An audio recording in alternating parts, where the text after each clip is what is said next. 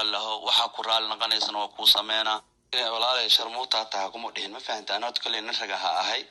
كل هالأسبوع عمله لي وذا أكيد من والله قد ما أنا ما فهمتي لا شيء وما حصنتهاي الله كشرفه سيدا إيش شرفت الله كشرفه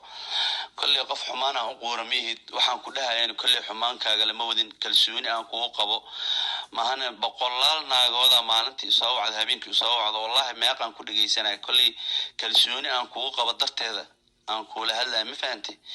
كل هدي حمان يقورت وحاسم ربط سمي هذا حمان يقور أنا كل حمان كوم قور ولا شيء شالس ملح يقصر ملح يقصر أنتاي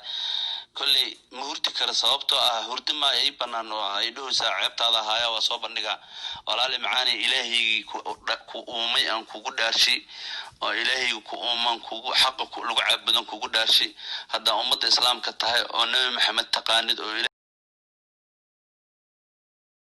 noo bilaabanaya barnaamijkaygii itus itaabsi waxaa aragta sheeg waxaa arkaynaa isku sheegin barnaamijkaas oo maanta ku saabsan soomaalida oo ku badata maalmahan inay iska duubaan muuqaal aad u anshax xun nin aad uga caan ah barta tiktok iyo baraha bulshada soomaalida oo aadna loo yaqaan nin culus ayaa waxaa laga duubay asigoo qaaban ayuu wuxuu u diray gabar Soomaaliyeed gabartii ayaa rakaato ku qabsatay asigoo calaalay tiri qayb ka mid ah ayaa soo dhigay hadii aan suubi weyso amarka aan ku siiyay ayaa waxay ku dhahday فيديو كلا أديكو قاون أيا ضد وينها أصابن دجاجة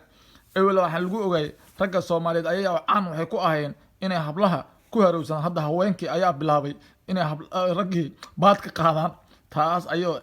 أرين آد كسب براه بالشدة هواينك الصوماليين لصباحي معيات ولا نير يكو وير كسو قاضي رجع الصوماليين أول رجع أيا وير هاي هواينك الدفاع أياهين أرينتي أيا إسبدجي نن علوس xalay iyo shalay ilaa maanta ooyintiisa ayaa bixayso waxa ku dhacday dadka qaar ay soo sheegayaan naxtinta oo ka naxay inuu sikar ku riday gabarta aan ka ah baraha bulshada oo xamdilove la dhahay ayaa arintaas soo bisay oo iidan barta tiktok aan ka ah oo dadka qaar tusisa xabadkeeda iyo cooradeeda taas ayaa loo dalinayaa nin culus ayaa wuxuu ku dhaartay haween badan ayaan wax iga duubeen horena waxay iga balan qaaday inaan soo dhigaynin adiga qofkii ugu horeeyay oo qiyaamo ayaa tahay ooyin iyo calaacal iyo arimo calool xunun